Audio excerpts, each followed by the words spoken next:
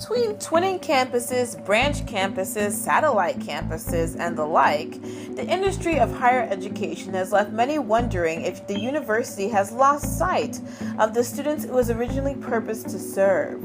The business of education has grown increasingly disturbing to many as fraud, values, and even human rights have come into question surrounding higher education's internationalization strategy.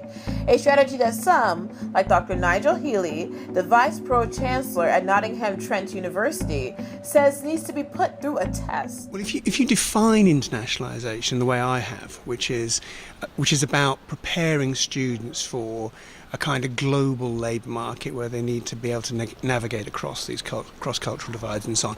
And so what you're trying to do is provide them with an internationalised learning experience. That the acid test is, does the international activity that you're considering engaging in deliver on that objective? So if somebody comes to you and says, we could license our degree to a private college in Malaysia, okay, you pose that acid test. Would that actually enhance the learning experience of students on my home campus in preparing them for a global career? And the answer is clearly no. It's not bringing anything to the teaching. It's not bringing anything to student mobility. It's not doing anything for the faculty on the campus. It's simply providing a very limited service to a third party internationally.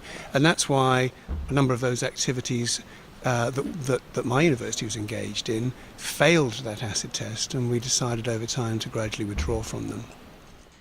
That test that Dr. Healy describes, putting students first, would put many universities in a bind.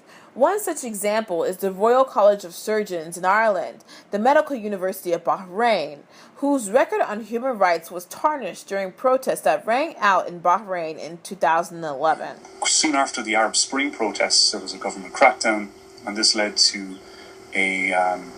enormous problems from a human rights perspective that interacted with the facilities used by the university. And it also created problematic dilemmas for the staff that were located there, especially when it came to and when they found themselves questioning students on behalf of the regime and making them swear oaths of allegiance to the regime and promising never to exercise their right to protest again. The head of the Irish campus resigned, and he cited academic freedom and the problematic environment that he found himself in as a reason for resigning.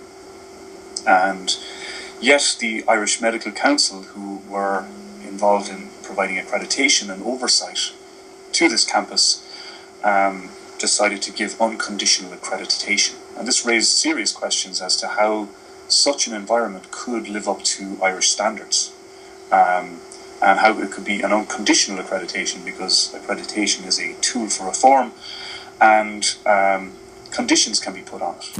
That was Gerald Ukraine, an academic at Lancaster Law School in Ireland, whose research has been challenging the internationalization strategy of the Royal College of Surgeons in Bahrain. He asserts that human rights violations posed by the state and the university disqualify the right of the institution to grant Irish diplomas. The university, the Irish University, was supposed to provide just see if I can recollect. Yes, appropriate supervision and a safe learning environment for the core competencies of medicine, and that includes medical ethics. So you can imagine if this happened in Ireland, that doctors were being arrested and imprisoned, and it's still an imprisonable offence. If that was still the case in Ireland, it is very difficult to see how that would be a safe environment and an appropriate environment for the provision of the core competencies in medical ethics. So, it seemed to be one standard for Bahrain and a different one for Irish universities. This case is simply one of many that has risen in recent years. As the international university competition continues to heat up and demand for higher education grows on a global scale, the test of intent for internationalization strategies is challenging the goals, purpose, and some would say the integrity of the university. Reporting from New York City, Jenny Abemu, IENN.